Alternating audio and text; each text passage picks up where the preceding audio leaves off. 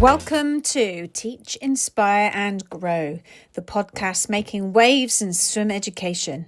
I'm Helen Hughes, founder of Mini Water Adventurers, creator of the Orca Swim Trainer and a firm believer that swimming lessons should be more than just a flip and float or endless lengths of boring stroke work.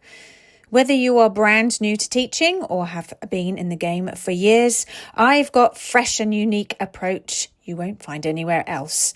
It's got a bit of fluff and tenderness because learning to swim should feel magical, but it also is packed with purpose and momentum, ensuring every splash leads to real progress.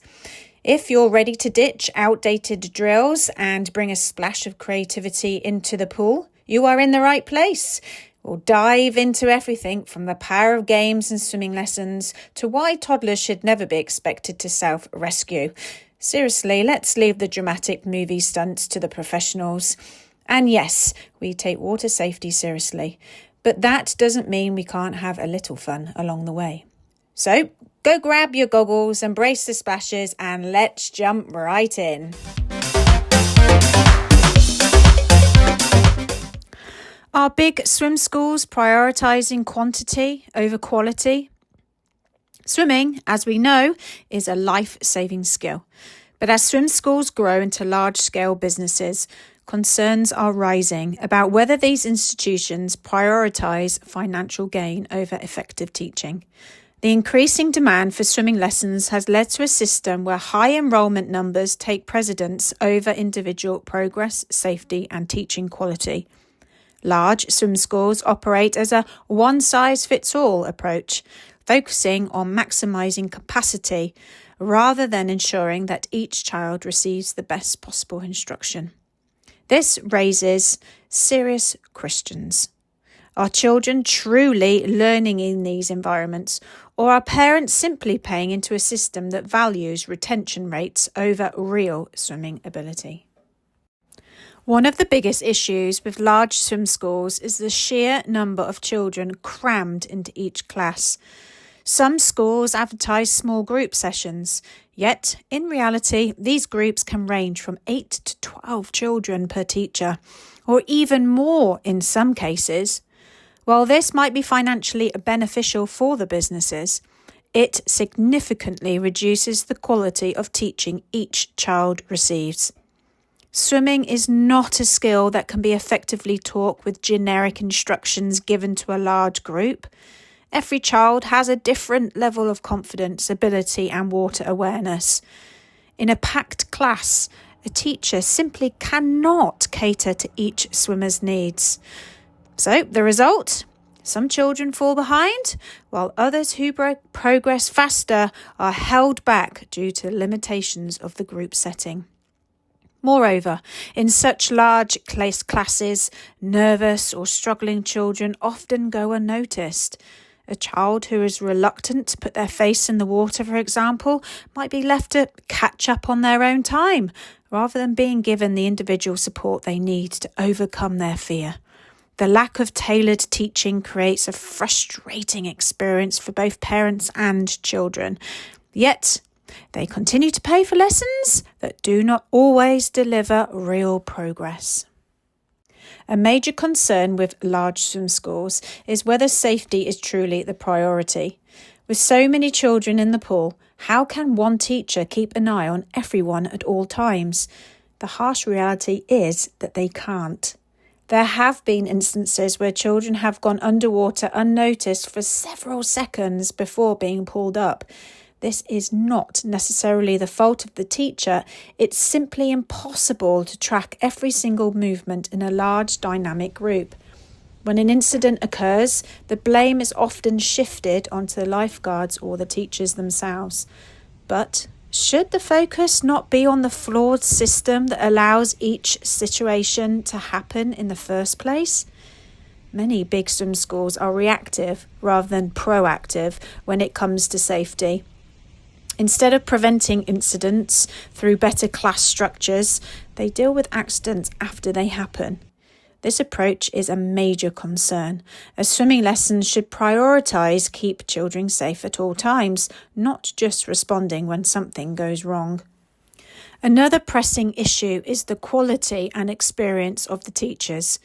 Many large swim schools rely on fast-tracked training programs to get teachers qualified quickly, often placing them in charge of classes before they have substantial experience working with young children.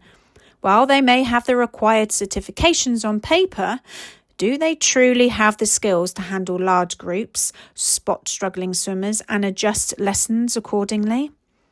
Teaching swimming is far more than just demonstrating strokes.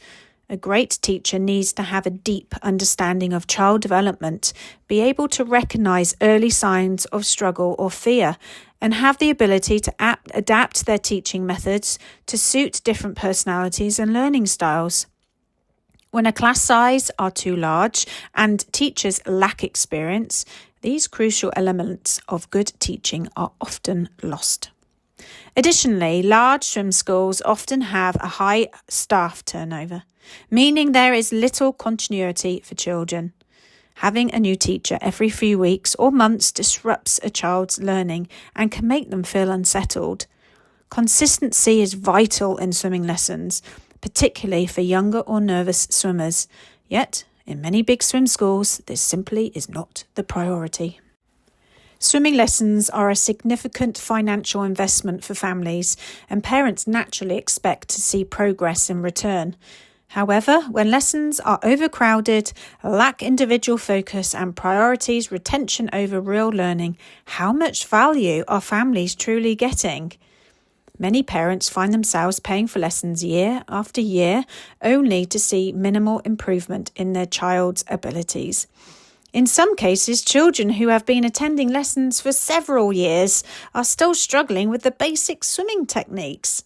This leads to frustration as parents start questioning whether they are simply funding a system that keeps their child enrolled rather than actively helping them to become a competent swimmer.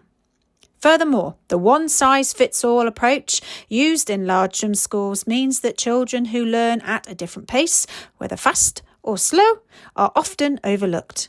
A child who excels may find themselves stuck repeating the same drills over and over, while a child who struggles may never receive the extra support they need. In both cases, families are paying for lessons that do not truly serve their child's needs. At the heart of the issue is the fact that many large swim schools operate as businesses first and educational institutions second. Retention rates are a key metric for these swim schools, meaning the goal is to keep children enrolled for as long as possible, rather than ensuring they reach a level where they can move on confidently. While smaller independent swim schools often focus on progression, ensuring that children advance based on skill rather than time spent in lessons. Larger establishments often follow rigid programs that do not account for individual ability. Some children remain in the same stage for years, with only small incremental changes to keep parents feeling like progress is being made. If swim schools are genuinely invested in children's learning, they would prioritise smaller class sizes, experienced teachers, and flexible teaching methods that adapt to each child's needs. Instead, the focus remains on keeping numbers high, ensuring that classes are full, and maintaining a business model that maximises revenue rather than results. The evidence is clear. Many large swim schools prioritise quantity over quality. With oversized classes, safety risks, inexperienced teachers, and a rigid approach to learning, it's easy to see how financial gain has become the primary focus. While swimming is an essential skill, parents must ask themselves whether they are paying for real learning or simply investing in a system that keeps their child enrolled without true progression. Ultimately, the goal of any swim school should be to teach children how to learn to swim confidently and safely. If a business model prioritises retention and profits over personalised teaching and safety, then the real question is, who is truly benefiting, the children or the swim school's bottom line? Thanks for listening to Teach, Inspire, Grow. If this episode made you think, share it with a fellow parent or swimming teacher. Let's start the conversation and demand for better for our children. See you next time.